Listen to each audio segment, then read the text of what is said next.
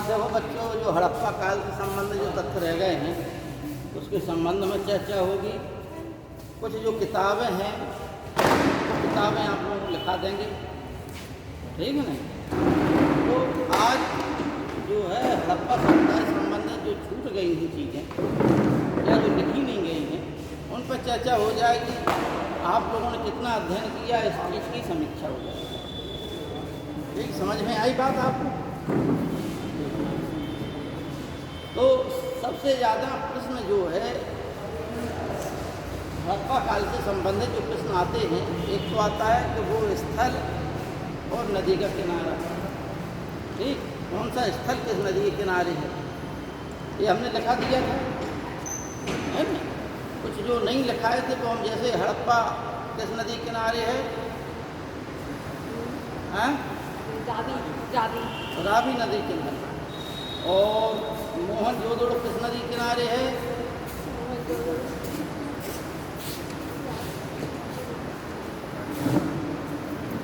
मोहनजोदड़ो सिंधु नदी किनारे। आलमगीरपुर किस नदी किनारे है, हिंडन नदी है ना, हिंडन नदी। और दयामाबाद किस नदी किनारे है, प्रवरा नदी। ठीक, एक गुजरात में खंभात की खाड़ी में एक स्थान है जिस पाया गया है जिसका नाम प्रभास पाटन आप लोगों ने लिखाया था। ये जो है हिरण्यवती नदी किनारे, ठीक। अच्छा, इसी प्रकार से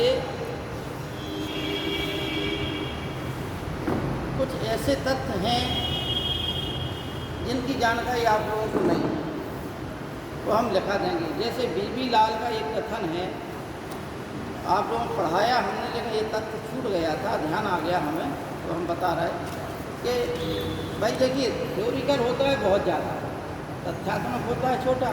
थ्योरिकल बहुत चीज़ें होती हैं, अगर एक बार में अगर एक चीज़ समझाई जाए तो वो आप लोगों को अच्छे समझ में आ जाती है ना। उसमें एक तथ्य ये था, आप लोगों पहले हमने चर्चा की थी कि हड़प्पा सप्ताह के लोग कौन थे, कहाँ के से आए थे, ठीक। तो यह जो है एक अनुसंधान का विषय है और आज तक यह सिद्ध नहीं हो पाया कि हड़प्पा सप्ताह के मूल जो निवासी हैं वो वास्तव में कहाँ के थे। ज़्यादातर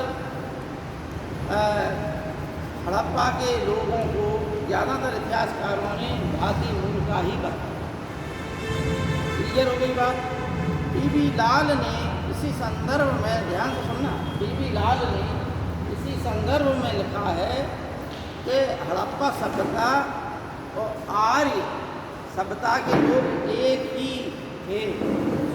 लिख लीजिए आप, हड़प्पा एवं वैदिक सभ्यता के लोग एक ही थे।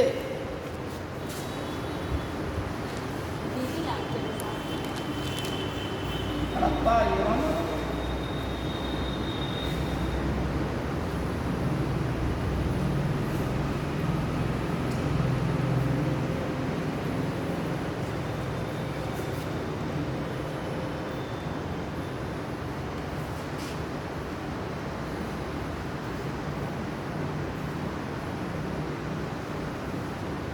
लाल ने कहा।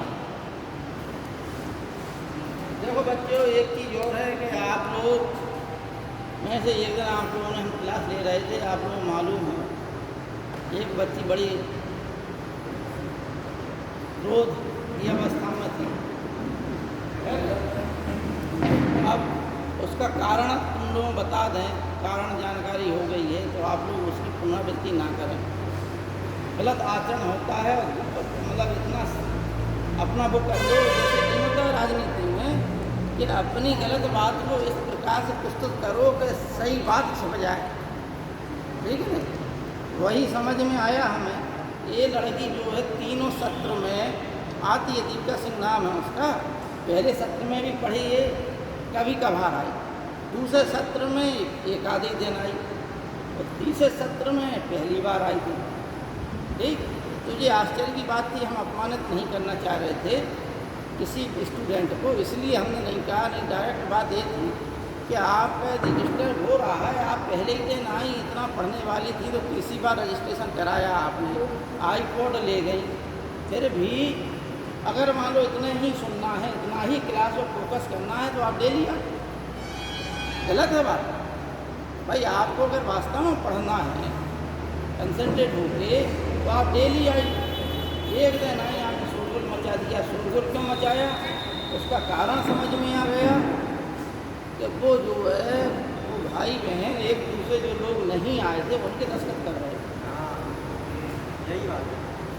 कई लड़के अब नहीं होगा, लेकिन आज से नहीं होगा। इसलिए आप लोग कागज़ भरेंगे, बाद में हम उनकी उपस्थिति दर्शाएंगे, खड़े होकर कि भैया ये नाम का आप ही होगा, नहीं हो, ठीक है नहीं। और सब शिक्षक यही करेंगे, है नहीं। समाज कल्याण विभाग मीटिंग हुई थी तो हमने ये कहा।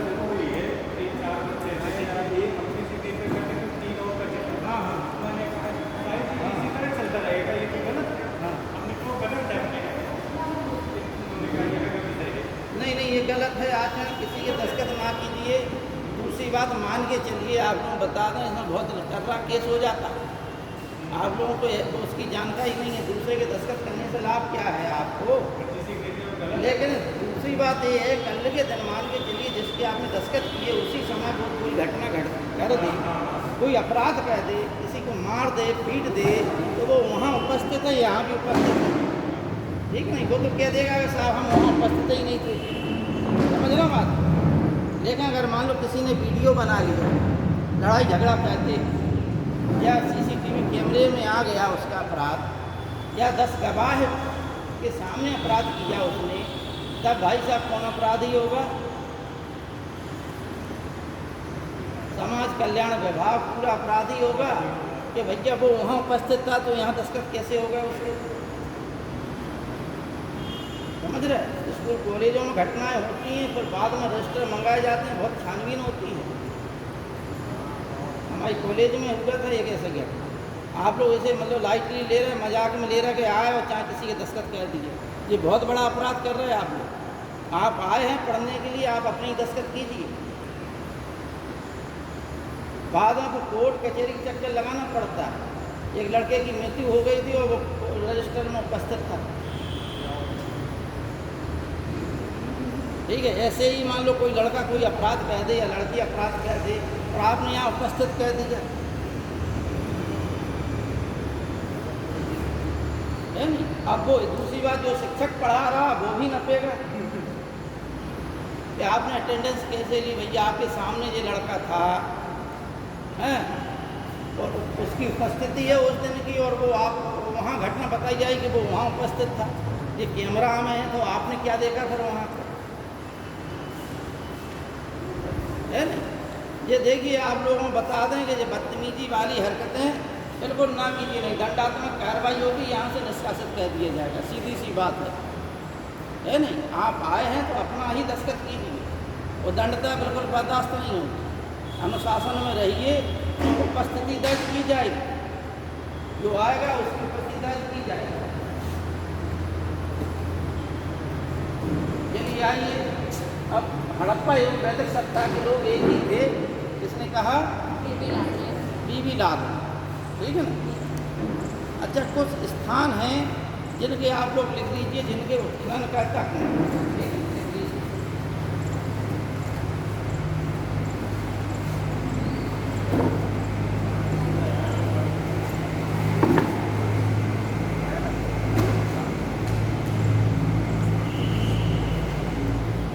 हड़प्पा एक जगह लिख लीजिए आप लोग, स्थल और उत्खनन करता है। लिखा दिया हो तो रहने दीजिए, नहीं लिखाया।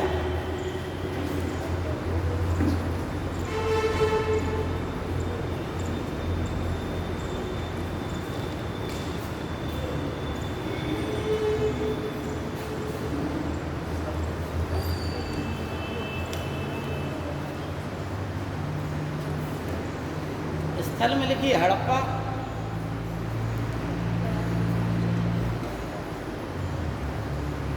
हड़प्पा विशेषता में लिखिए दयाराम साहिल।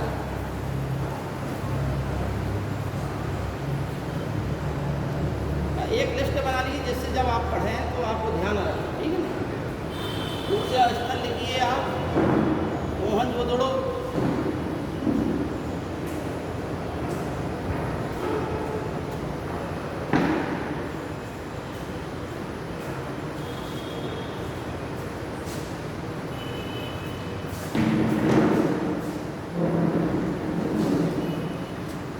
मोहनजोदड़ो का उत्खनन कराया था राखलदास बनर्जी।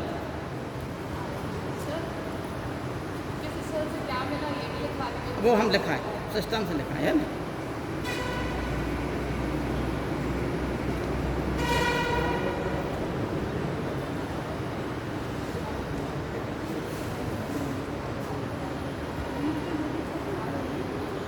अब आइए आप लिखिए चन्हू दड़ो।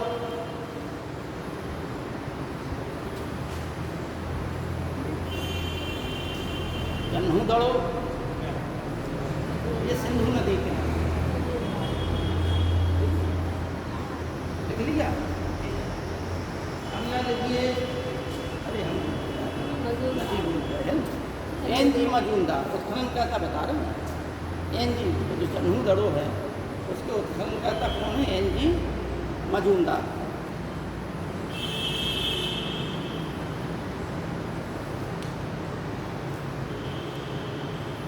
तीसरा लिखिए आप लोथल।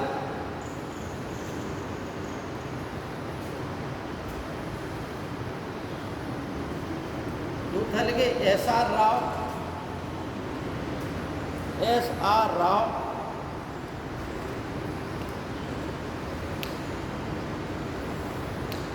अगला लिखिए कालीबंगा।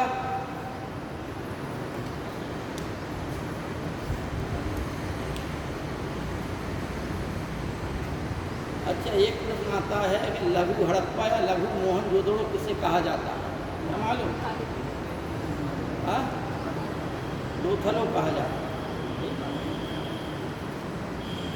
कालीबंगा अमलानंद घोष। अमलानंद घोष।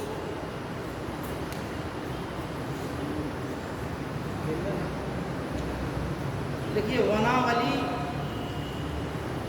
वनावली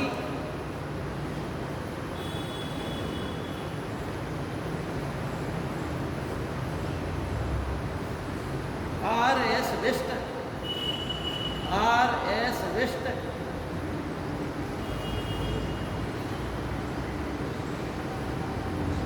धौलावीरा जे.पी. जोशी।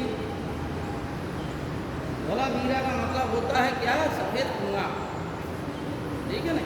यहाँ कुआं पाए गए हैं इसलिए इसका नाम क्या है? धौलावीरा। ठीक, इसमें एक निचला नगर, एक मध्य नगर, एक दुर्ग क्षेत्र, 3 भागों में बटा हुआ था। धौलावीरा के बाद देखिए रोपड़ पी.वी. लाल ने किया था। रोपड़ का उत्खनन पी.वी. लाल ने किया था।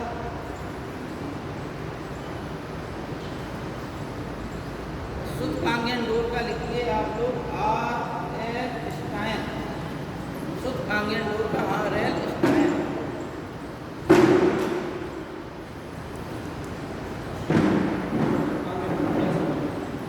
एक कथन है वो लिख लीजिए कि हड़प्पा एवं मोहनजोदड़ो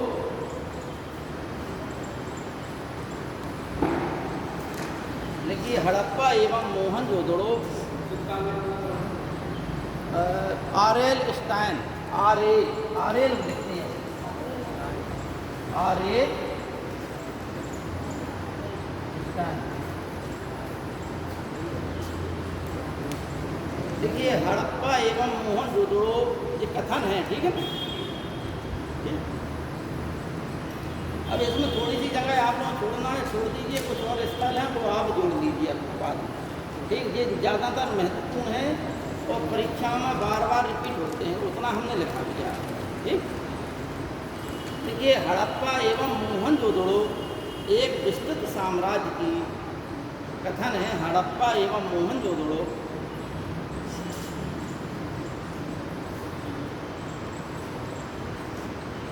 एक विस्तृत साम्राज्य की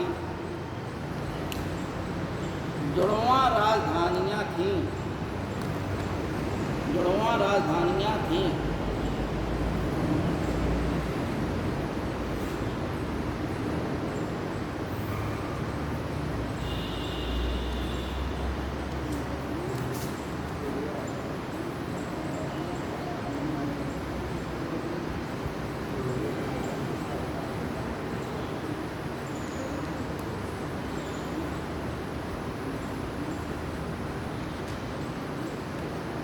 ये ऐसी चीज़ें लिखा रहा है जो इन पर ध्यान कम जाता है, अलग अलग सी चीज़ें, ठीक है। एक सारगोन शासक था, ठीक। हमने आपको कहाँ का था शासक, हमने बताया मेसोपोटामिया सभ्यता में जो है हड़प्पा सभ्यता की समकालीन थी, मेसोपोटामिया की सभ्यता और मिस्र की सभ्यता। तो सारगोन युगीन एक जो है इराक में, मेसोपोटामिया सभ्यता कहाँ पनपी थी? इराक में। किन नदियों किनारे पनपी थी? दजला फरात नदी। तो सारगोन था वो शासक। उसके समय का एक अभिलेख मिला है जिसमें तो वह व्यापार की अपनी स्थिति बताता है कि उसका इन देशों से व्यापार होता था। कौन कौन देशों से? दिलमोन, इन स्थानों से दिलमोन, मगन और मेलिका। समझना बात। अब क्योंकि समय परिस्थितियों के हिसाब से समय बदलता जाता है, दूर होता जाता है, भाषा शैली बदलती है। उदाहरण के लिए बताएं आपको कि सर्वप्रथम संसार में न्यायमूर्ति विलियम जोन्स थे, जिन्होंने, ध्यान से सुनना, जिन्होंने यह घोषित किया था कि जो संसार की प्रमुख भाषाएं हैं वो उन भाषाओं की उत्पत्ति एक ही भाषा से हुई है, जिसे हम कहते हैं भारोपीय भाषा। समझ में आई बात? ये किसने कहा था? विलियम जोन्स, जिन्होंने 1784 में एशियाटिक सोसाइटी की स्थापना की। कहाँ की थी? भारत में, कलकत्ता। ठीक, आज हम भारत पढ़ेंगे तब आपको समझ में आएगा।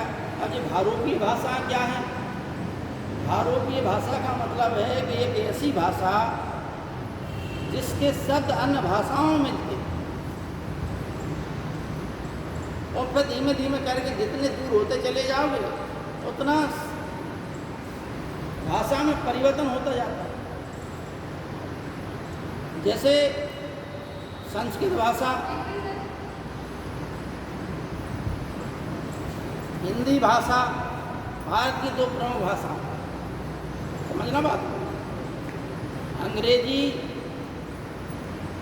इंग्लैंड की भाषा, लेकिन उस समय क्या थी कि लैटिन भाषा चलती थी यूरोप में, लैटिन भाषा प्रमुख थी।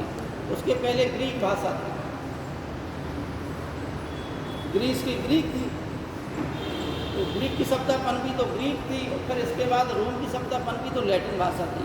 आज हम जो अंग्रेजी के ज़्यादा शब्द या विज्ञान के ज़्यादातर जो शब्द हम पढ़ते हैं, समझते हैं, वो ज़्यादातर लैटिन में ही ज़्यादा।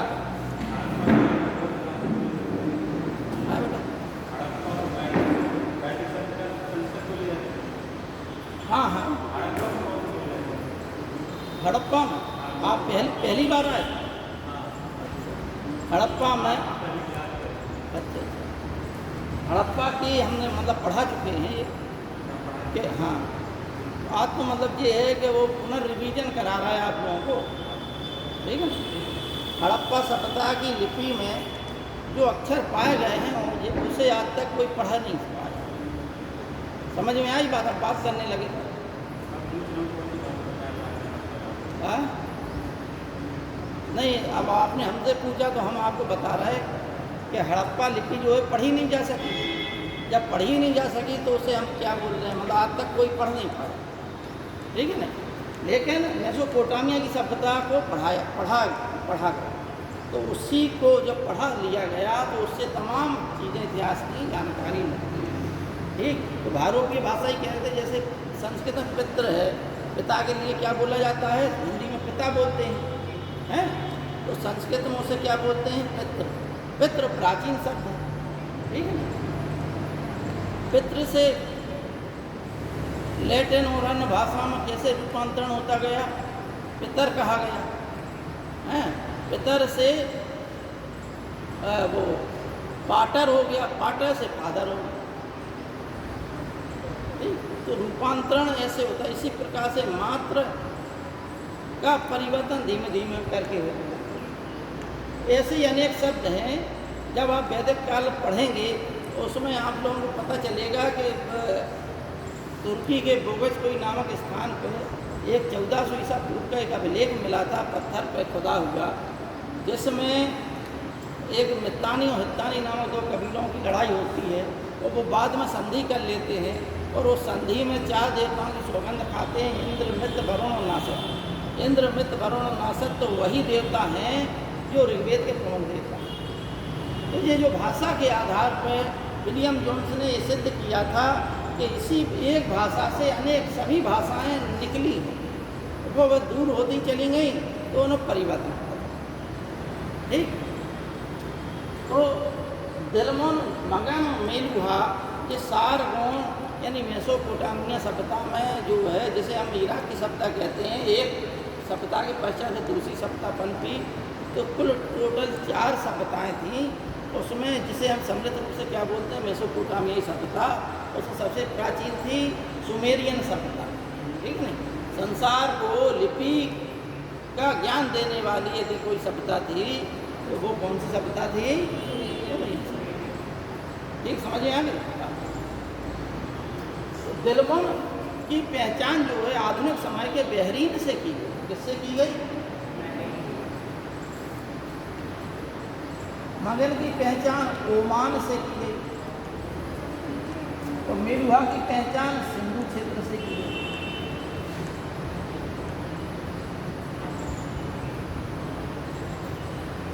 ठीक है ना, उससे की गई सिंधु क्षेत्र से। अब दिलमन को उस लेख में क्या कहा गया वो आप लोग लिख लीजिए।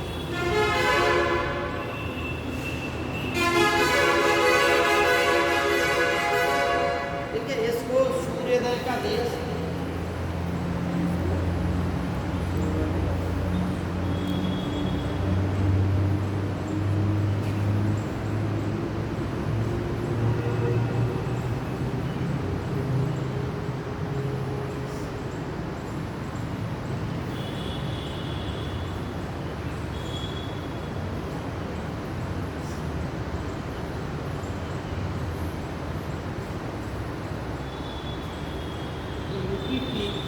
PCSE परीक्षा में पूछा गया था।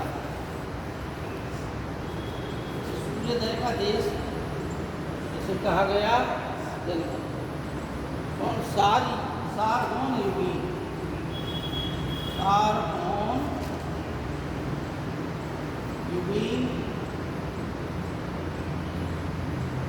एक लेख में उल्लिखित है ये बात, ठीक है ना।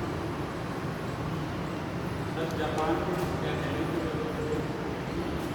बेटा हम कह रहे हैं आज से हजारों साल ईसा पूर्व की बात है, अब वर्तमान में कहते हैं जापान, ठीक है।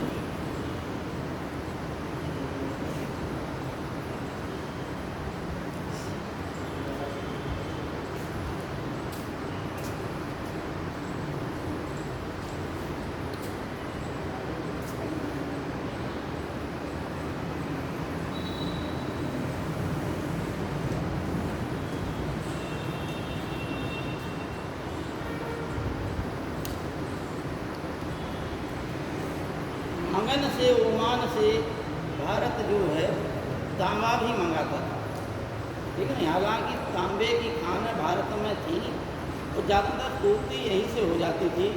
अच्छा, एक चीज़ और आप लोग बताना भूल गए थे। आर्थिक स्थिति में हमने बताया था, थोड़ा समय का अभाव था तो आर्थिक क्षेत्र में थोड़ा सा हमने शॉर्टकट मार दिया था, ठीक। पाठ जो है 16 के अनुपात में थे, घनाकार आकार होता था माठों का, और जो व्यापार होता था उस समय मुद्रा नहीं पाई गई। ठीक है, मुद्रा का अभाव था। मुद्रा भारत में सर्वप्रथम किस युग में पाई गई है, किसी को पता?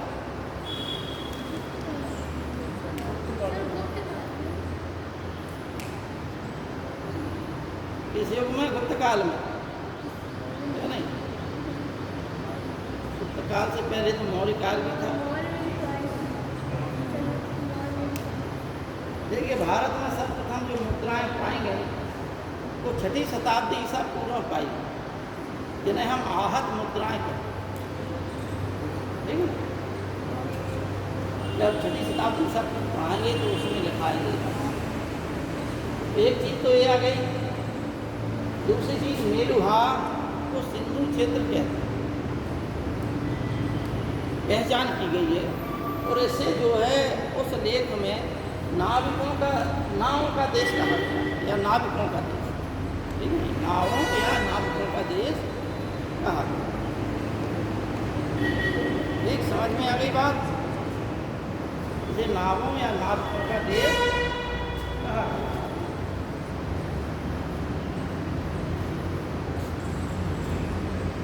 अच्छा, आर्थिक क्षेत्र के बारे में बता रहे थे कि उस समय जो है चीज़ें थी नहीं, मुद्रा नहीं थी। तो मुद्रा के अभाव में लोग बाग, क्योंकि जितना भी व्यापार था हमेशा प्राचीन काल से लेके अंग्रेजों के समय तक, हमने बताया कि व्यापार भारत के ही पक्ष में रहा। ठीक, समझ में आई बात? कैसा पक्ष में रहा? यानी जो लेन देन होता था उसमें लाभ भारत को ही होता था, लेन देन। तो ये लोग वस्तु विनिमय के द्वारा करते थे काम। भारत अपनी चीज़ें उन्हें देता था, उनसे उनकी चीज़ें कुछ भारत लेता था, बाद के व्यापारी। क्योंकि मुद्रा का अभाव था तो चीज़ों का आदान प्रदान करते थे। जैसे एक लोगों के खेत में चना हो, दूसरे खेत में गेहूँ हो, तो एक लोग उसे चना दे दे थोड़ा सा, और दूसरा लोग उसे गेहूँ दे दे। इसे कहते हैं अदला बदली। अंग्रेजी में वाटर प्रणाली बोलते हैं, water system, WATER, water system. ठीक है ना? ये बात आ गई समझ में आपको? ठीक, हमने बताया कि विकट महोदय का एक लिखा दिया था आपको स्टेटमेंट। मदन को क्या कहा गया? है? मदन को क्या कहा गया था उस लेख में? मगन को क्या कहा गया था उस लेख में? मगन का जो नाम है ओमान से पहचान की गई। ओमान देश है। नावों का देश मेहुलव कहा गया है, फिर उनको सूर्योदय का देश कहा गया, तो मगन को क्या कहा गया है? मगन के लिए, मगन के लिए जो लिखा है उसमें वो कुछ नहीं कहा गया। ठीक है ना? कहा जाता तो हम आपको लिखा देते। जो कहा गया है जिन जिन देशों के बारे में उनका हमने लिखा दिया है ना। और एक लेख है उसमें जो लिखा है वो आपको हमने लिखा दिया, जो इतिहासकारों ने बताया। देखिए, एक किताब का नाम है दास सरस्वती फ्लोज ऑन। दास Saraswati flows on.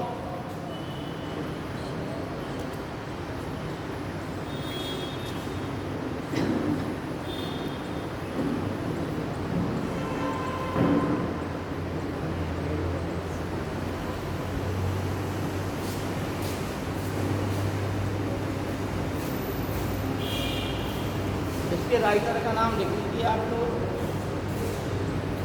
PV. Lal. P V. लाल।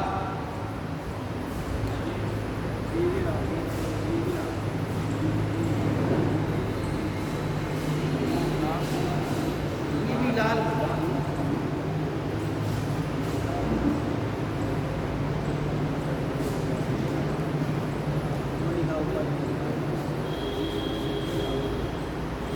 ठीक है,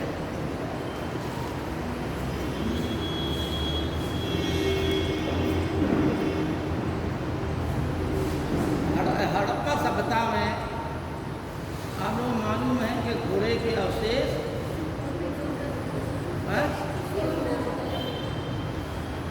कैसे पाए गए? मतलब ये कहा इतिहासकारों ने ये लिखा घोड़े के अवशेष नहीं पाए, लेकिन फिर भी 2-3 जगह से घोड़े के चिन्ह मिले हैं, घोड़े की मूर्तियाँ। ये घोड़े की हड्डियाँ कहाँ से मिली, हमने लिखाया था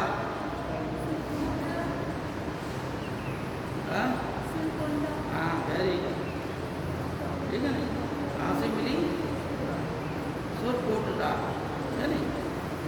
अच्छा, घोड़े की एक मृण मूर्ति कहाँ से मिली, मोहनजोदड़ो। लिख लीजिए आप घोड़े के संबंध में। हालांकि भारत में सर्वप्रथम घोड़े की जो हड्डियाँ मिली हैं, क्या घोड़ा है नहीं, वो कहाँ से मिली, रहमान ढेरी से, सबसे प्राचीन है नहीं। लेकिन हड़प्पा ये रहमान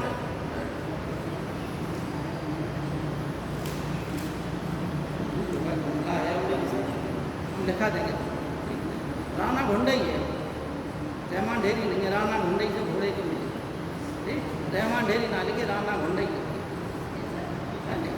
घोड़े की जो अस्थियाँ मिली हैं भारत में, वो राणा घुंडई नामक स्थान से मिली, ठीक है नहीं।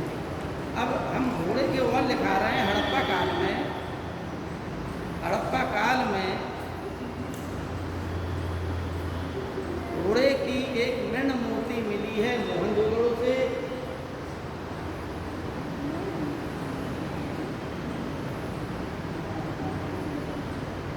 घोड़े की एक मृण मूर्ति मतलब मिट्टी की मूर्ति कहाँ से मिली, मोहनजोदड़ो से। 3 लोथल से मिली हैं मृण मूर्तियाँ।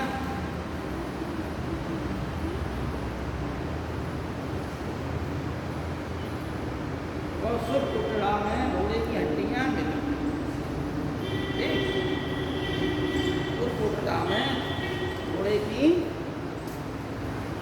थी। तो आपको क्या समझ में आया, मोहन जोदड़ो, लोथल, सुरकोटड़ा। यहाँ से सुरकोटड़ा से हड्डियाँ, घोड़े की हड्डियाँ मिली, और यहाँ से एक मिली मृण मूर्ति, घोड़े जैसी आकृति मिली है, और लोथल से 3 मिली हैं, और यहाँ से हड्डियाँ मिली हैं। जगह हमने कहा कि घोड़े की सबसे प्राचीन जो स्थल है, इनसे भी पुराना स्थल है राणा घुंडई, जहाँ से घोड़े की हड्डियाँ मिली। लेकिन फिर भी ऐसा कहा जाता है कि यहाँ की जो मोहरें हैं या जो बर्तन पे जो आकृतियाँ बनाई गई मोहनजोदड़ो या हड़प्पा सभ्यता में, उसमें घोड़े की आकृति कहीं नहीं बनाई। ये मतलब दुर्लभ प्रमाण मिले हैं, बकाया कहीं नहीं मिले अन्य स्थलों में। दूसरा तथ्य हमने बताया था कि भारत के क्षेत्र में स्त्रियों की मूर्तियाँ नहीं मिली, जबकि पाकिस्तानी क्षेत्र में मिली। ठीक, पाकिस्तान का एक उत्तरी बलूचिस्तान क्षेत्र है, एक दक्षिणी बलूचिस्तान क्षेत्र है। तो उत्तरी बलूचिस्तान से सिंधु सभ्यता का कोई भी प्रमाण नहीं मिला। ये परीक्षाओं में आता है कि उत्तरी बलूचिस्तान या दक्षिणी बलूचिस्तान में से कहाँ पर हड़प्पा स्थल के अवशेष मिले हैं। तो ये हमने बताया था, कौन सा, सुतकांगेंडो, सोतकाकोट, ये 2-3 स्थान बताए थे, वो सब कहाँ हैं, बलूचिस्तान। बलूचिस्तान के हमने लिखाए थे आपको नाम,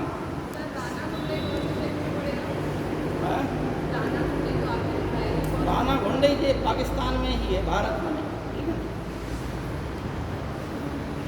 अच्छा, आप लोगों ने ये बताइए पाषाण काल नहीं पढ़ा क्या? पाषाणी काल का है जो हम बता रहे थे, ठीक है ना।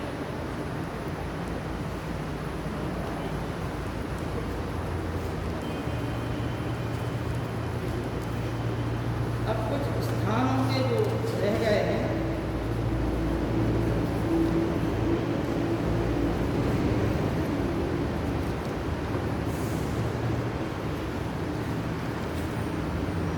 आप लोग जो स्थल हैं वहाँ से परीक्षा,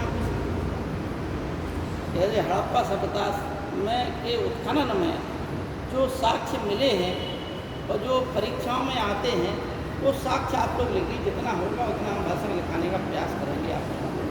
ठीक है ना। देखिए आप लोग, अच्छा आप लोगों में से जो पुराने विद्यार्थी हैं वो तो जानते हैं पाषाण काल में आप लोगों को जो पढ़ाया गया था उसके पहले एक चीज़ है कि अपने देश के बारे में छोटी सी जानकारी रखें, ठीक, कि हमारे देश के जो प्रमुख नाम हैं वो कौन कौन से हैं और किन लोगों ने ये नाम दिए, कैसे इसका नाम पड़ा। जैसे हम जो है इस समय हमारे संविधान में हमारे देश को क्या नाम दिया गया?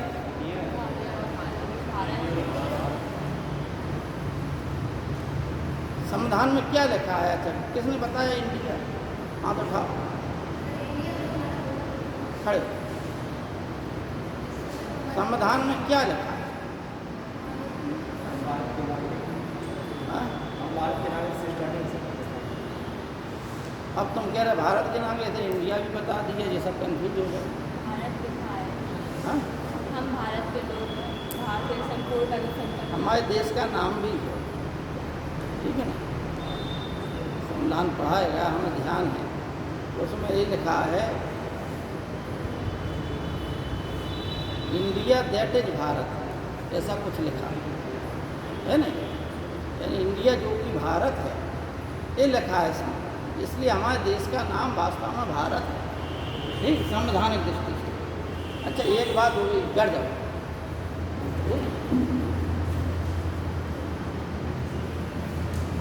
एक बात तो हो गई भारत। अब भारत देश का नाम भारत कैसे पड़ा, इसकी भी 2-3 कहानी है।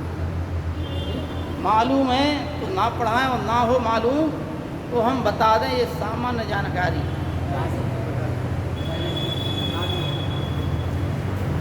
एक शब्द है इंडिया, एक शब्द है क्या है?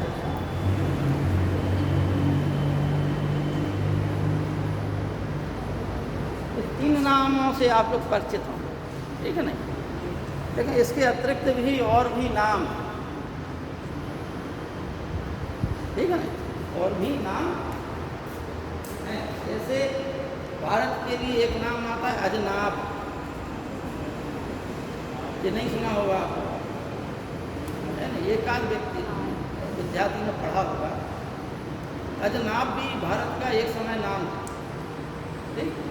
और आप लोगों ने जो हिंदू लोग हैं पूजा पाठ में जब भी कोई होता है तो संकल्प मंत्र पढ़ा जाता है, ठीक।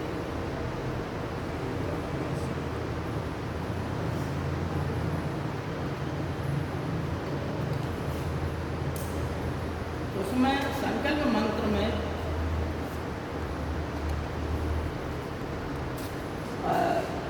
जो शॉर्टकट है, पूरा संकल्प मंत्र पढ़ाने क्या फायदा है ना, समझ में नहीं आएगा। पढ़ा जाता है ओम हरिओम विष्णु विष्णु विष्णु अद्य ब्राह्मण द्वितीय अपराधे श्री सूर्य 12 कल्पे नमस्वत मनमंत्रे अष्टादश सत्य में कली योगे प्रथम चरणे जम्बू द्वीपे। अब नाम सुनना आपको, क्या बताया आपने? जम्बू द्वीपे हाथ खंडे भारत क्षेत्र आर्यावर्त, ठीक। इतने जो है संकल्प मंत्र में ही नाम दिए गए भारत के। अब ये आप लोग अगर सर्च करेंगे तो जम्बू द्वीप यानी कि एक भारत का इतिहास प्रारंभ होता है स्वयंभू मनु से, ठीक। मनु भारत में 7 हुए, मनु से मानव वंश प्रारंभ हुआ इतिहास में। सामान्य जानकारी बता रहा है आप लोगों को, दुर्लभ है जानकारी, कि मानव वंश का प्रारंभ राजा मनु से माना। तो हम लोग चले, और पहले राजा मनु का नाम था स्वयंभू मनु। वो अंतिम जो राजा मनु हैं जिनसे ये चल रहा जल प्लावन की कथा जो है, जल प्लावन की कथा किसके समय हुई थी? वैवस्वत मनु के समय। इसलिए वैवस्वत मनमंत्र के अंतर्गत हम सब लोग चल रहे हैं। जो हमारे आदि पूर्वज मनु हैं वो कौन है? वैवस्वत मनु, यानी 7वें मनु कौन है? वैवस्वत मनु। इसके पहले और पहले मनु कौन थे? स्वयंभू मनु और शतरूपा, जो कि ब्रह्मा जी के आदेश पर ब्रह्मा जी के मानस पुत्र थे, क्या नाम उनका, नाम ध्यान नहीं आ रहा, उनकी संतान थे स्वयंभू मनु, तो उनको आदेश मिला था कि तुम जो है जाके अपनी संतानें बढ़ाओ और राज करो। तो ये जो है इतिहास में लिखा है कि झेलम नदी के किनारे बस झेलम को उस समय क्या नाम दिया गया था? हाँ, बितस्ता, यानी वेरी गुड। क्या नाम दिया गया था? बितस्ता, है नहीं उसका। तो यहाँ से स्वयंभू मनु एवं शतरूपा से प्रारंभ हुई थी कहानी। फिर अंतिम जो मनु हैं, जो हम लोगों के पूर्वज हैं, जिनके समय में जल प्लावन की कथा हुई। और एक चीज़ और ध्यान देना तुम लोग, कि जल प्लावन की कथा, भगवान कृष्ण की कथा हर जगह है, थोड़ा बहुत परिवर्तन करके। जैसे ईसा और मूसा की कहानी वही है जो भगवान कृष्ण की कहानी, ठीक। जैसे जब इनका जन्म हुआ ईसा मूसा का, तो क्या हुआ कि वहाँ के राजा ने घोषित कर दिया कि इस उम्र के जितने भी बच्चे हैं उन सबको मार दो। कंस ने आदेश दिया था भगवान कृष्ण को मारने के लिए। यही आदेश ईसा के लिए आया था, और ईसा से पहले मूसा के लिए, जो यहूदी धर्म से संबंधित मूसा।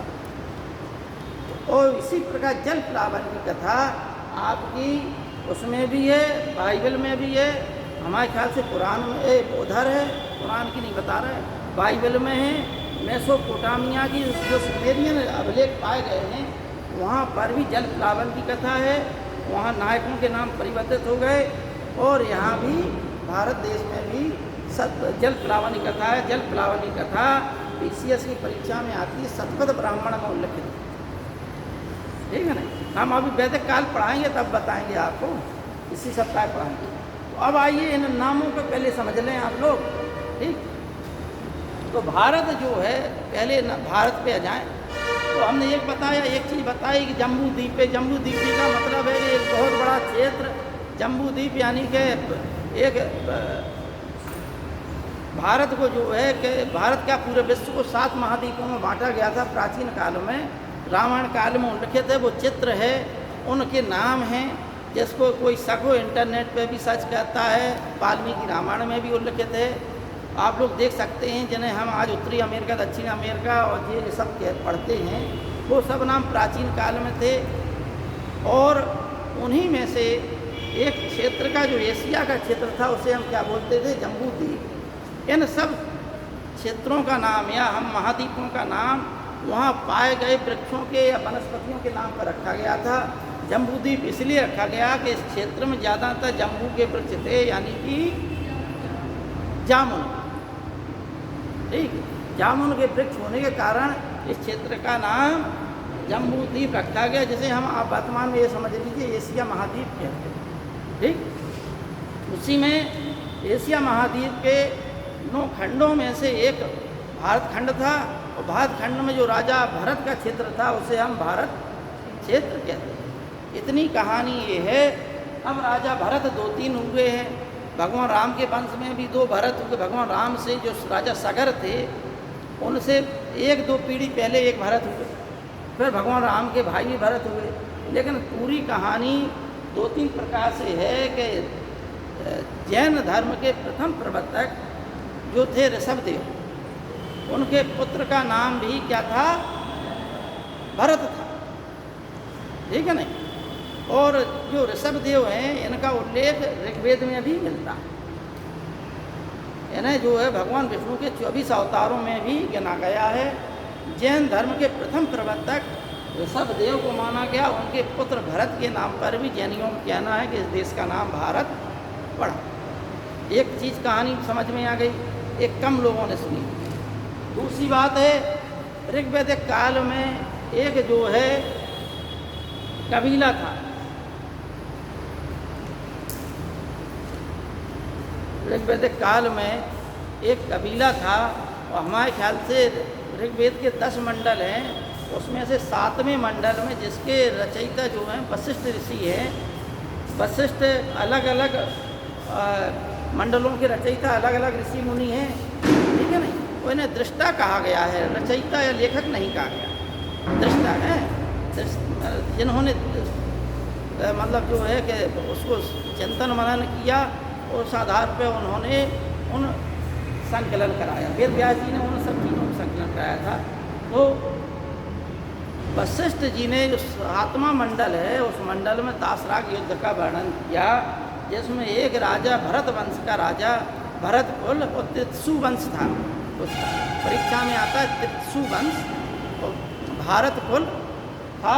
तो उसमें से उस राजा का सुदास नाम था जिसका, उसने अपने जो पुरोहित थे विश्वामित्र को हटाकर वशिष्ठ को अपना पुरोहित बना लिया। तो विश्वामित्र ने जाकर अन्य जनों को एकत्रित किया।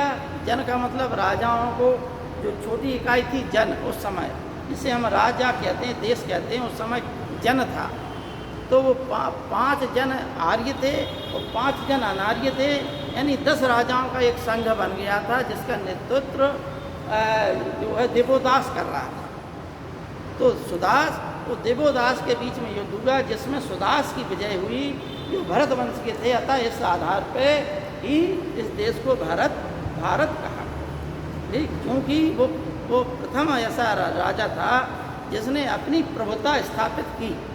और भरत प्लस पुरु, यानी जिसने इसके खिलाफ लड़ा था, जो 5 जन में थे, भरत प्लस पुरु बाद में मिल गए। उत्तर वैदिक काल में वो एक नया वंश बना जिसको कहते हैं कुरु। इसलिए भगवान कृष्ण गीता में कहते हैं हे भारत, अर्जुन से कहते हैं हे भारत, है नहीं? गीता पढ़ी ही नहीं होगी आप लोगों ने, या महाभारत सुनिए तो उसमें भगवान कृष्ण ने कहा है अर्जुन से हे भारत। अनेक नाम हैं अर्जुन से के हैं, उसमें एक शब्द ये भी कहा गया हे भारत। हे भारत का मतलब है तुम भारत वंश के, भरत राजा के वंश है, ठीक। इतनी बात समझ में आ गई। कौन भरत वंश? भरत कुल, यही भरत कुल। समझ में आई बात? अब आइए, एक दुष्यंत, राजा दुष्यंत और शकुंतला की कहानी पढ़ी होगी, सुनी होगी, तुमने सबने सुनी होगी, हैं? ये कहानी घर घर तक मालूम है, हर बच्चे को मालूम है। इस संबंध में कुछ आप लोगों को ज़्यादा कहना ही नहीं है, ठीक है नहीं? तो जो राजा, जो विश्वामित्र थे, ऋषि विश्वामित्र हो गए थे बाद में, और शकुंतला, शकुंतला तो इनकी पुत्री थी, है ना, विश्वामित्र की। तो शकुंतला और राजा दुष्यंत के जो चंद्रवंशी थे, उनके पुत्र का नाम भरत पड़ा था। यह जो है एक चक्रवर्ती सम्राट हुए थे, इसलिए इस वंश का नाम, इस देश का नाम उनके नाम पर भारत पड़ा। अब देखिए इंडिया, तो ग्रीक लोगों ने भारत से जो संपर्क किया, तो भारत को उन्होंने इंडस यानी सिंधु नदी को इंडस कहा, और सिंधु में रहने वाले लोगों को इंडिया कहा, ठीक है नहीं? इसलिए अंग्रेजों ने इसे इंडस सिविलाइजेशन भी कहा, सिंधु घाटी सभ्यता को इंडस सिविलाइजेशन कहा। अब हिंदुस्तान जो शब्द है वो फारसियों ने दिया। फारस किसे कहते थे? प्राचीन ईरान को कहते थे, हैं? ईरान का यदि हम देखें पुराना इतिहास, तो ईरान में एक जैन अवेस्ता नामक ग्रंथ है, वो ऋग्वेद का समकालीन माना जाता है। तो उसमें भी वही देवता हैं जो ऋग्वेद में है देवता। बाद में वहाँ पर एक पारसी धर्म पनपा, जरथुस्त्र कहते हैं जिसे। जरथुस्त्र धर्म के बाद जो है इस्लाम के अनुयायी आए वहाँ पर। इस्लाम धर्म इतना फैला कि पारसी लोग भागकर कहाँ आ गए? भारत में। जो कुछ बचे खुचे हुए भारत आ गए, ठीक है नहीं?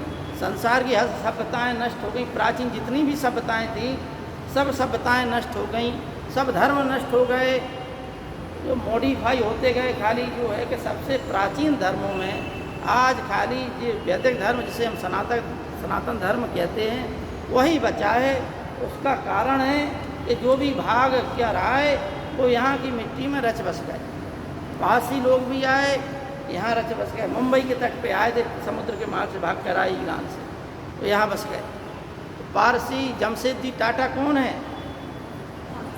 पारसी टाटा जो इंडस्ट्री खड़ी की जिन्होंने, है नहीं, वो कौन थे? पारसी थे। पारसी कौन थे?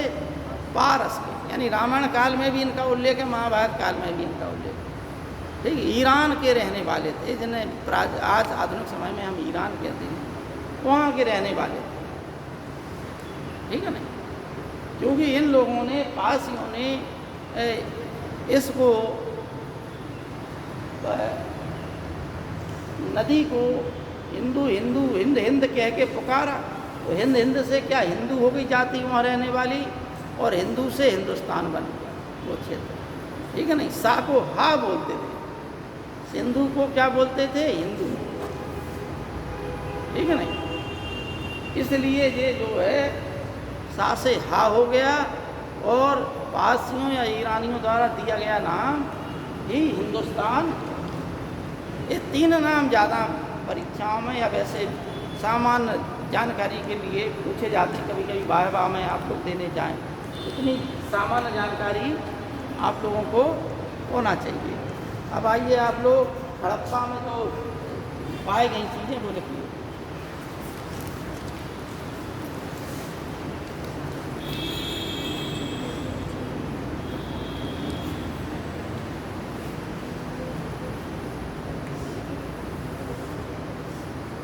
देखिए, हड़प्पा रावी नदी के बाएं तट पर, शॉर्टकट में लिखिए, इतनी ही लिखिए, बकाया कहानी समझ में आ जाएगी, ठीक है ना।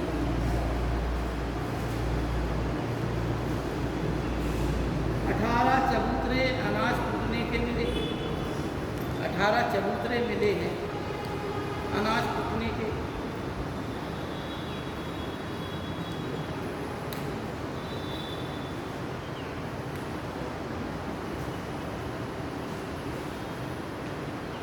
यहाँ पर नगर क्षेत्र से बाहर श्रमिकों के आवास में मिले। तो देखिए, श्रमिक आवास, शॉर्टकट में कोमा लगाते जाइए, श्रमिक आवास,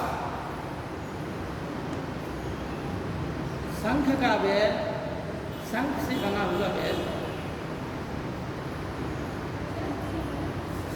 शंख का बैल,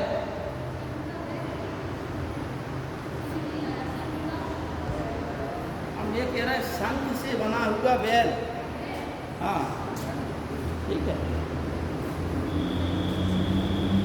देखिए, वैनिटी बॉक्स, वैनिटी बॉक्स, ठीक, वैनिटी बॉक्स नहीं जानते? हाँ जानते, कितने लोग नहीं जानते, हाथ उठा दें।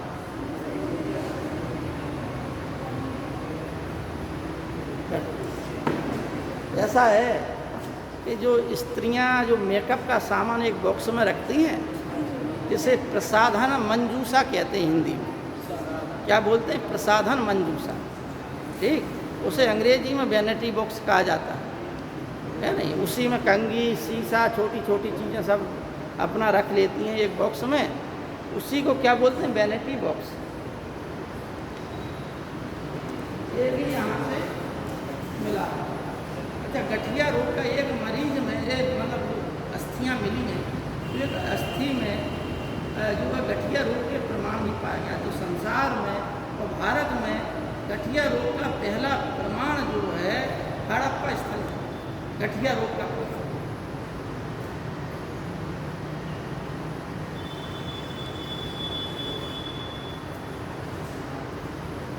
कोई विद्यार्थी दूसरे विद्यार्थी के सिग्नेचर ना करे और हाँ भी मिलान भी करे,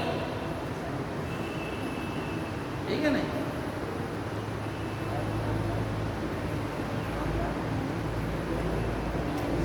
देखिए, तांबे की इक्का गाड़ी, तांबे की इक्का गाड़ी,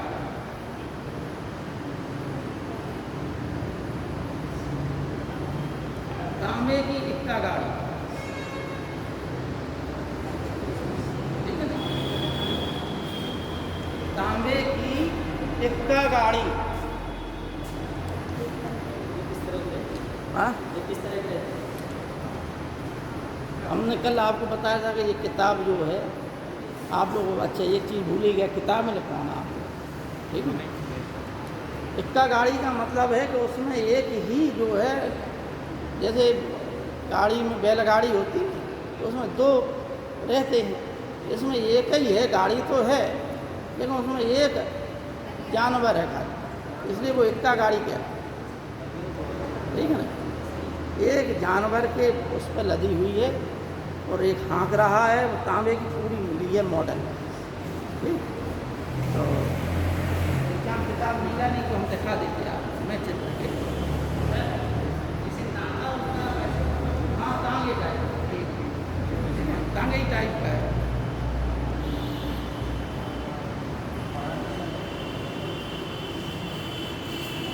देखिए सोने के मनकों वाला 6 लड़ियों का हार, सोने के मनकों वाला 6 लड़ियों का हार,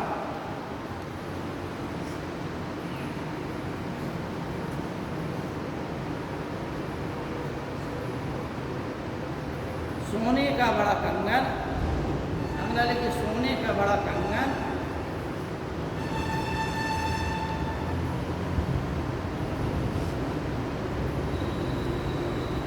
उर्वरता की देवी, हम पढ़ा चुके हैं।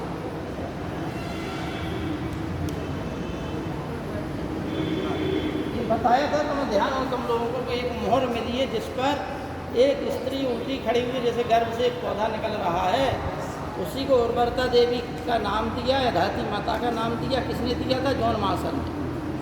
हमने पढ़ाया था तुम लोगों को, शॉर्टकट में लिखना है। ठीक है, 3 कक्षों वाला कब्रिस्तान, 3 कक्षों वाला कब्रिस्तान,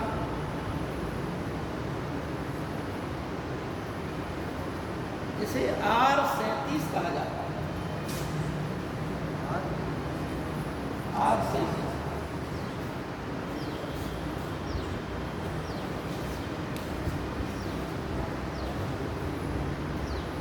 तो यहीं से हमने बताया था 100 काष्ठ कोशिका मिली, 100 काष्ठ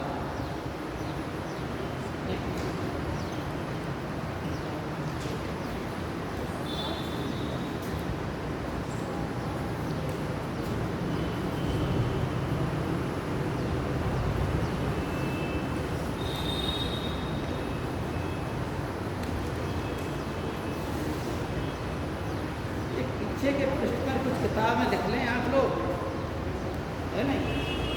कुछ किताबें जरूरी, बाद में मोहनजोदड़ो और चंदीगढ़ो और सब स्थल हम जितना होगा समय उतना लिखाएंगे। क्या है? हम किताबें लिखा दें बेटा तुम लोग, बाद में ये पीछे के पृष्ठ पर लिख लें आपको किताब। भाई जो विद्यार्थी देखो खरीदने लायक स्थिति में है वो अपनी किताबें खरीद ले, कंसल्ट करके पढ़ाई करे, है नहीं? बकाया यहाँ जो है पढ़ाया जाएगा, जिसको जहाँ जितनी ज़रूरत हो वो जो है शिक्षक से संपर्क करके अपना निराकरण करा सकता है। दूसरी बात, यहाँ जो पढ़ाया जा रहा है उससे आत्मसात कीजिए आप लोग। किताब इसलिए है कि आप पूरा चैप्टर पढ़ के आएँ और पढ़ लें, उसे आत्मसात कर लें। आपकी ज़िंदगी भर जब तक नौकरी ना लगी तब तक पढ़ते रहिए, है नहीं? बिना किताबों के कैसे आप आगे बढ़ सकते?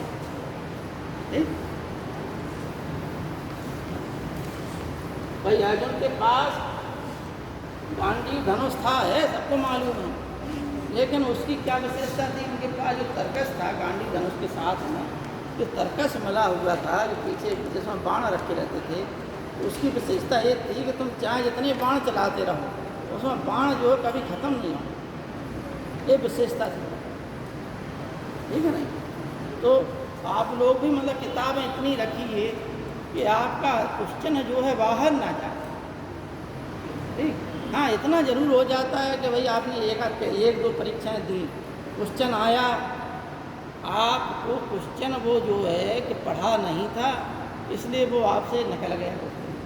लेकिन आप किताबों में अगर कंसल्ट करेंगे तो वो क्वेश्चन का आंसर आपको मिल जाएगा।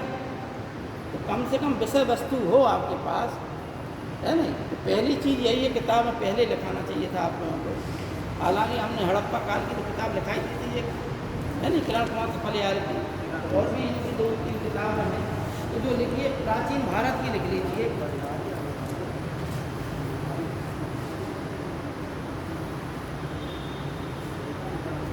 हम बोलते जाएँ, लिखते जाइए, हम बोर्ड पर लिखेंगे फिर आप लिखेंगे, टाइम ज़्यादा हो जाएगा, समय कम है, हमको भी थोड़ा आज बाहर जाओ, ठीक है ना?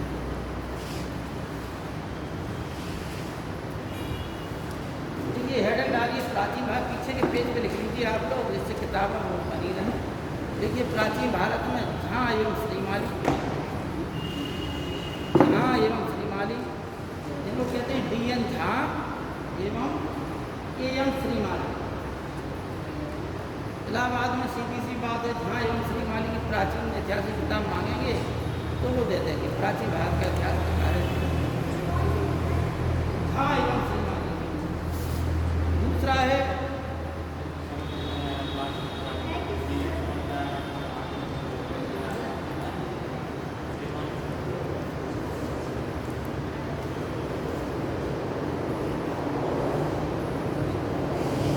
क्या हो गया? दूसरा लिखिए आप लोग, हम बीच में खड़े हो जाते हैं, लिखा देते हैं। दूसरा लिखिए केसी श्रीवास्तव की, केसी श्रीवास्तव दूसरे राइटर का नाम, केसी श्रीवास्तव।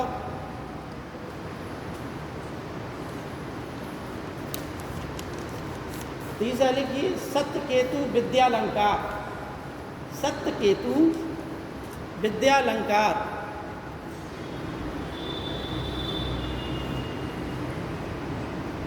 अब देखिए इसमें एक चीज़ और बता दें आपको, सत्यकेतु विद्यालंकार की जो किताब है, एक किताब, इस किताब के दो प्रकाशनी किताब आती है मार्केट में।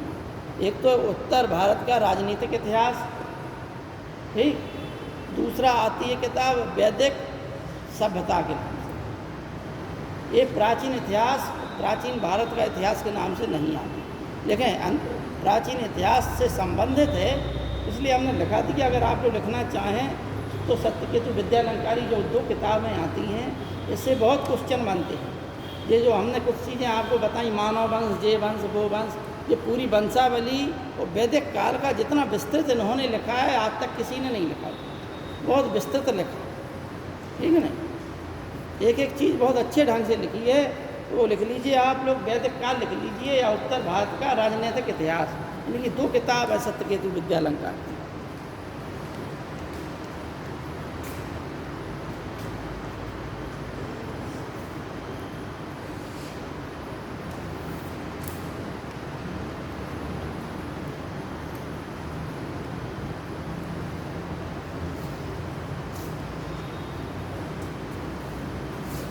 अगला लिखिए आप लोग डॉक्टर जयशंकर पांडे,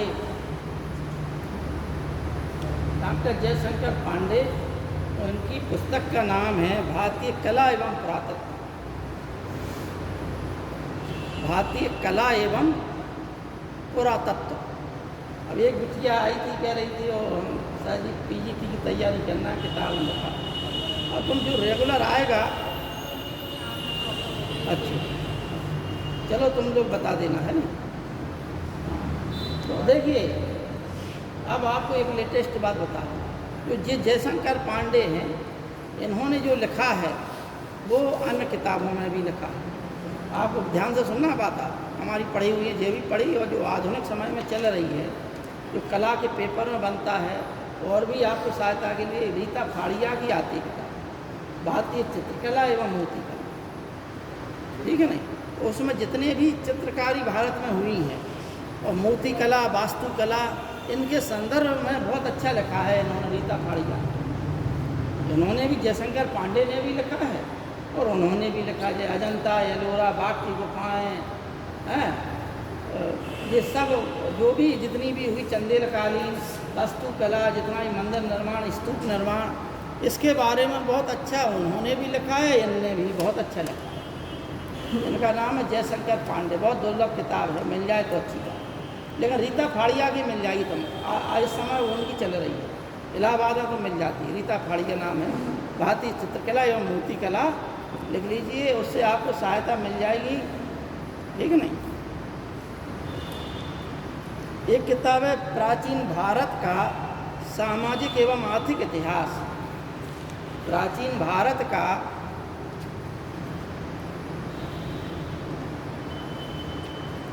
सामाजिक एवं आर्थिक इतिहास,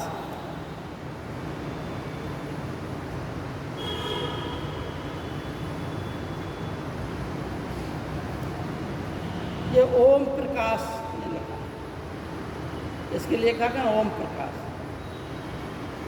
ये भी बहुत पुरानी किताब है, बहुत दुर्लभ किताब है, लेकिन इनके बहुत से अंश जो है आपको बता दें किस किताब में मिल जाएंगे, केसी श्रीवास्तव में। ठीक, यदि ये ना मिले तो घबराने की बिल्कुल ज़रूरत नहीं, क्योंकि केसी श्रीवास्तव से भी क्वेश्चन बनता है ज़्यादातर। और केसी श्रीवास्तव से ने जो लिखा है इसमें से कुछ चीज़ें वो हैं, इन्होंने ज़्यादा डिटेल में लिखा है, केसी श्रीवास्तव जी ने लिखा है। अब इन्होंने एक एक श्लोक लिख दिया, तो कहाँ से कौन सा श्लोक आया, जैसे संस्कार हैं और भी तमाम चीज़ें हैं, तो कौन से संस्कार में कौन से मंत्र कैसे क्या, वो सब चीज़ें हैं, वो केसी श्रीवास्तव जी ने शॉर्टकट में लिख दिया। ठीक है ना, वो आता। अब लिखिए, प्राचीन भारतीय मुद्राएं डॉक्टर वासुदेव उपाध्याय। मुद्रा से संबंधित जो कितना क्वेश्चन आते हैं वो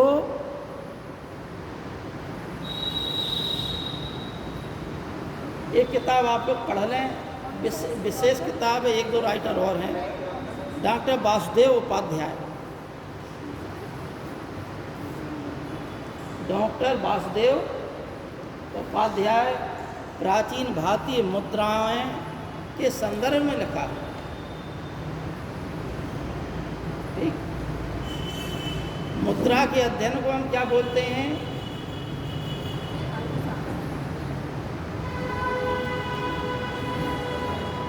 हाँ बेटा, एक विज्ञान की शाखा है मुद्रा के अध्ययन को, न्यूमिस्मेटिक्स बोलते हैं। ये परीक्षा में कई बार पूछा गया है, नहीं, न्यूमिस्मेटिक्स।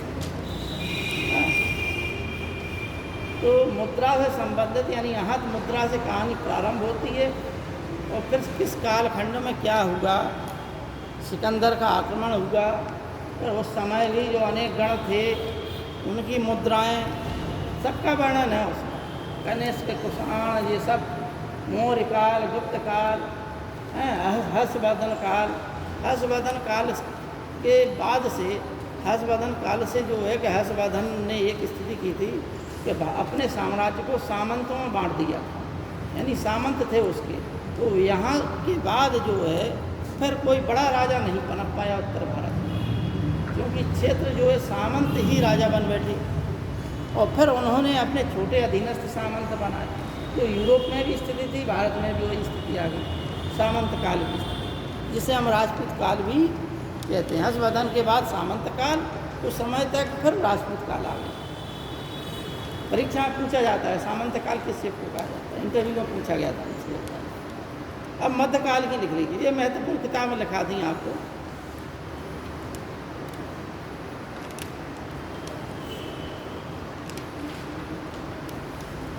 पहली महत्वपूर्ण किताब है हरिश्चंद्र वर्मा। हरिश्चंद्र वर्मा की दो किताबें हैं, एक सल्तनत काल और एक मुगल काल। ये दोनों किताबें खरीद लेना, बहुत अच्छी किताब है। इन्होंने जितना अच्छा किताब लिखा है थियोरिकल में, जैसे मेंस में लिखना है आपको, तो यह जो इतिहास के विद्यार्थी हैं तो डिटेल में जो पढ़ना चाहते हैं तो बहुत अच्छा लिखा है। जैसे एकता व्यवस्था क्या है, बलवन का राजत्व सिद्धांत क्या है, ये इतना डिटेल में वो इतना अच्छा लिखा है कि इनकी बराबरी जो है अभी तक किसी ने इतना अच्छा नहीं लिखा। ठीक है ना, हरिश्चंद्र वर्मा ने। और एक इस किताब से जो देखो, हम तुम लोगों को IAS और PCS पर्पज़ की दोनों किताबें लिखा। ठीक है ना, आप लोग ये ना कहिएगा कि भैया IAS पर्पज़ की नहीं है। IAS पर्पज़ की भी हरिश्चंद्र वर्मा IAS में ही चलती है ज़्यादातर। ठीक, झा एवं श्रीमाली IAS में ही चलते हैं प्राचीन। अच्छा, इनकी लिख ली सल्तनत काल, मुगल काल हो गई। अब एक लिखिए उत्तर प्रदेश के लिए लाइक अहमद की किताब आती है, एक मुगल कालीन भारत। दो किताबें आती हैं इनकी, लाइक अहमद राइटर लिखिए। लाइक अहमद बहुत अच्छे राइटर हैं, ये बहुत अच्छा और सरल भाषा में लिखा। हरिश्चंद्र वर्मा की अपेक्षा इन्होंने बहुत सरल भाषा में लिखा। इनकी भाषा शैली सरल है, अच्छी है। इलाहाबाद यूनिवर्सिटी के प्रोफेसर हैं, नाम है लाइक अहमद। और इन्होंने दो किताबें लिखी हैं जो उपलब्ध हैं, आप लोग ऑर्डर से मंगा सकते हैं, या कोई इलाहाबाद जाए तो मंगा ले। यहाँ बांदा में भी आप लोग ऑर्डर दे देंगे तो मिल जाती, कानपुर में भी मिल जाती। ठीक, कौन सी है? एक तो मध्यकालीन भारत के नाम से आती है किताब, तो एक मध्यकालीन भारतीय सभ्यता एवं संस्कृति के नाम से, मध्यकालीन भारतीय सभ्यता एवं संस्कृति।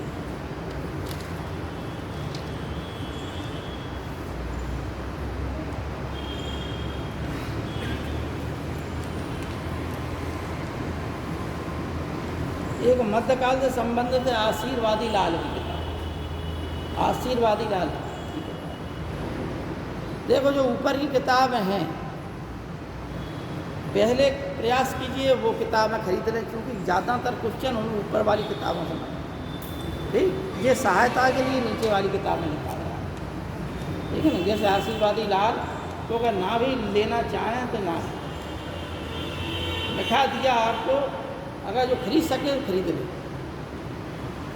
LP शर्मा, इन्होंने शॉर्टकट में लिखा है, लेकिन इनके क्वेश्चन बहुत ज़्यादा परीक्षा में आते हैं। LP शर्मा ज़्यादा महंगी किताब नहीं, LP शर्मा की शॉर्टकट में लिखा है इन्होंने पूरा मध्यकाल का। एक राइटर है जिनकी प्राचीन काल की भी आती है, मध्यकाल की भी आती है और आधुनिक काल की भी आती है। अब पूरा नाम ध्यान नहीं आ रहा, हमारे पास किताब जीर्ण शीर्ण हो गई। 2011 में लास्ट PCS दिया था हमने, तो उसके बाद से जो है कि PCS नहीं दिया। किताब कई बार इधर उधर हुई तो फटफटू गई। तो मजूमदार है राइटर, पीछे नाम लिखा है मजूमदार। अब कौन से नाम क्या है पूरा उनका, मजूमदार भी कह देंगे तो मिल जाएगी। इनके तीनों वॉल्यूम आते हैं, प्राचीन काल का भी आता है, मध्यकाल का भी आता है, आधुनिक काल का भी आता है। तो सबसे अच्छा है मध्यकाल का, सबसे अच्छा मध्यकाल। अब आधुनिक काल के लिख लीजिए आप लोग।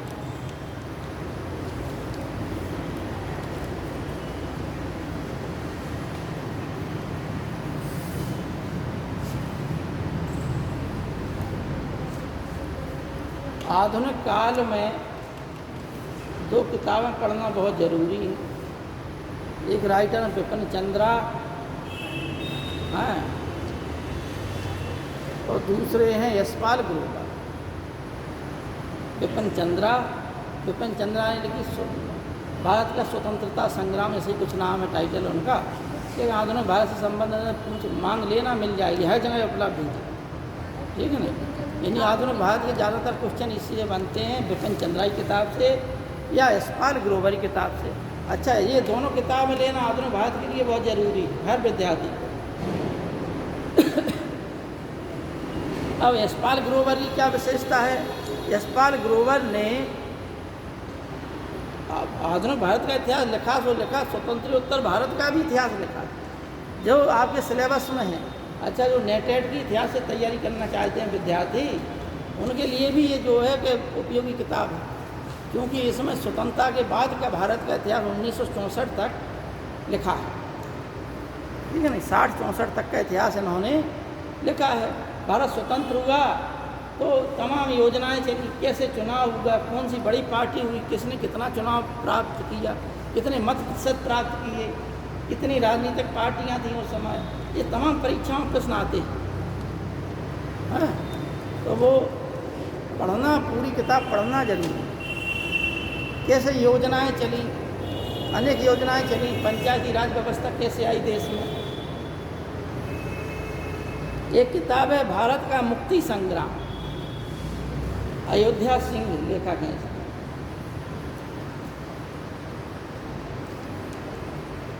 भारत का मुक्ति संग्राम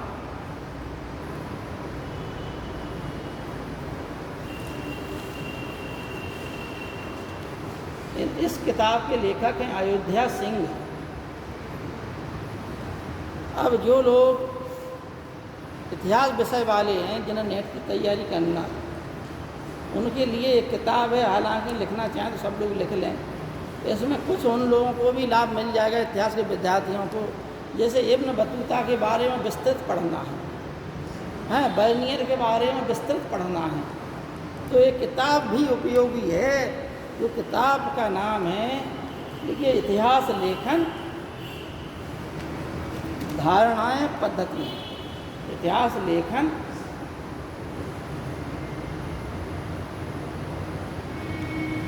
लेखन धारणाएं और पद्धतियाँ।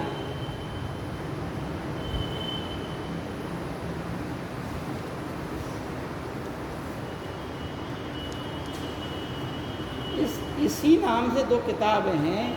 एक लेखक का नाम है डॉक्टर खुराना एवं बंसल, 2 लोगों ने मिलकर लिखी किताब खुराना एवं बंसल।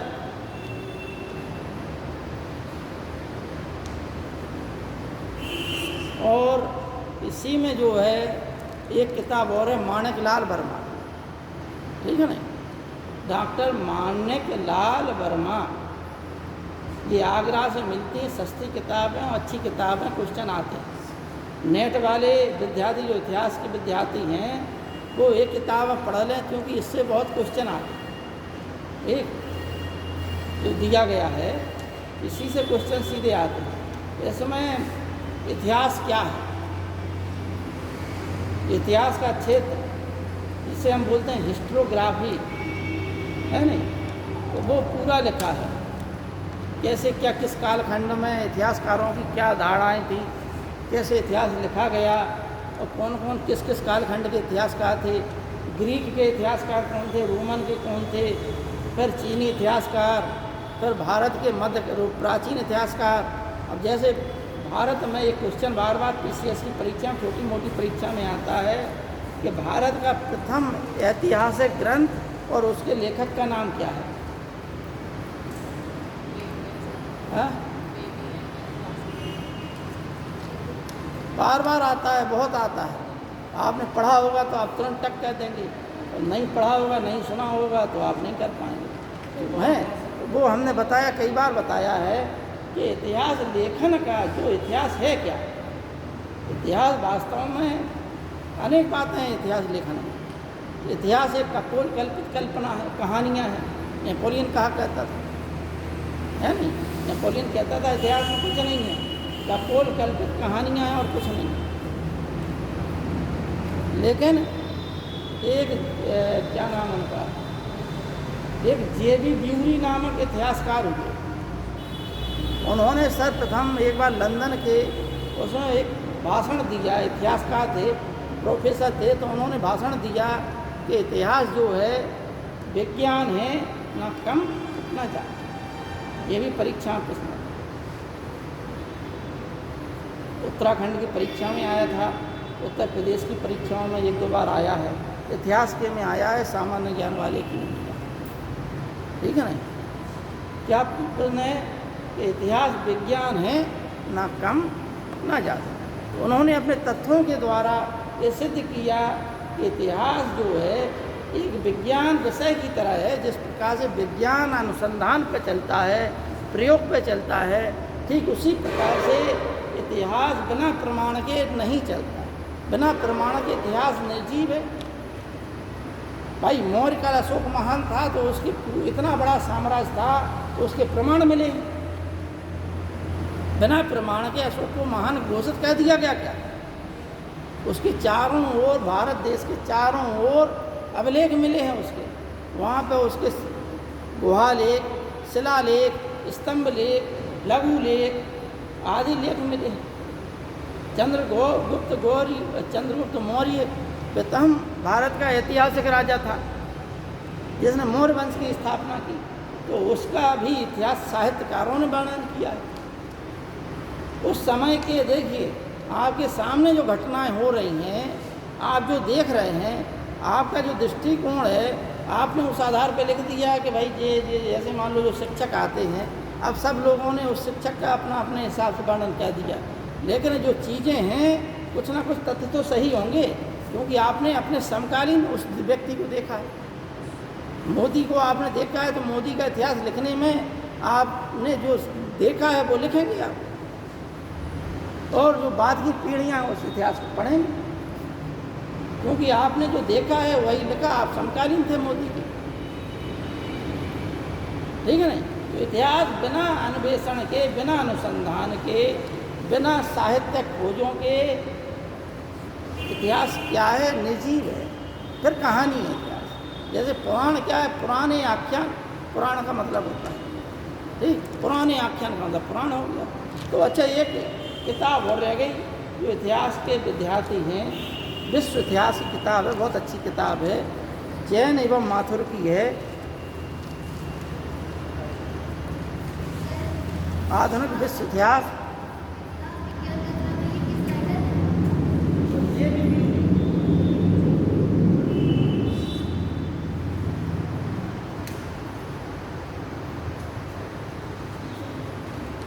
यहाँ से फिर इतिहास में नया अनुसंधान हुआ। आधुनिक विश्व इतिहास जैन माथुर हैं, इन्होंने किताब लिखी है, अच्छी है, राजस्थान के लेखक हैं, अच्छा लिखा है। उत्तर प्रदेश में एक और जान वासुदेव शरण की आती, जान किसकी आती, वो भी आप लोग जानकारी ले लीजिएगा, नहीं तो हम जानकारी देंगे आपको। ये मोटी किताब। अच्छा, जिन्हें जो है IAS की तैयारी प्रॉपर करना है, ठीक, उनके लिए एक बहुत अच्छे लेखक हैं जिनकी किताब से क्वेश्चन सीधे सीधे आते हैं, उन लेखक का नाम लिखा देते हैं। यहाँ किताब नहीं मिलेगी, इलाहाबाद में भी नहीं मिलेगी, वो किताब दिल्ली में मिलेगी, ठीक। उन लेखक का नाम है BK अग्निहोत्री, भारतीय इतिहास, ठीक, BK अग्निहोत्री। इन्होंने बहुत अच्छा लिखा। इनकी किताब से बहुत ज़्यादा आते हैं जिन विद्यार्थियों को प्रवक्ता की तैयारी करना हो, प्रोफेसरी की तैयारी करना हो या IAS बनना हो, उनके लिए ये किताब है। बकाया उत्तर प्रदेश की परीक्षा में अगर बैठना है तो अब इस किताब से क्वेश्चन नहीं। बात मान आज बातें तुम्हारी रहने दें।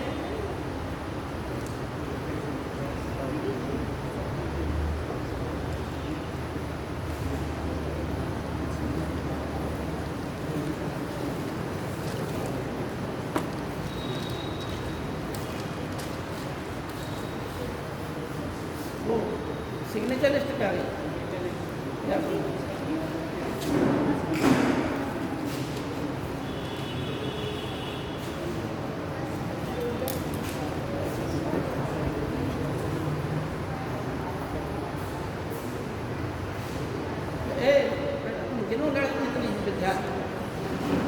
सिग्नेचर किसने नहीं किया अभी?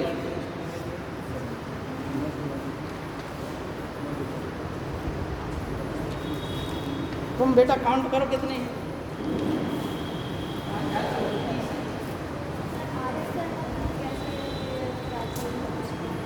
क्या है? आर्यन शर्मा, RS शर्मा। अच्छा, NCERT की किताब है 9, 10, 11, 12 की और ले लेना आप लोग, जो ले सकें NCERT की, ठीक है ना।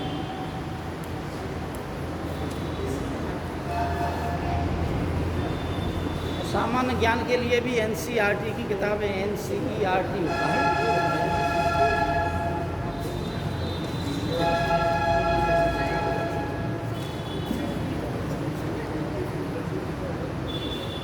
बच्चों, अब जो भी समस्या होगी आपकी अगले उसमें जो है वैदिक काल पढ़ाएंगे तब बताएंगे।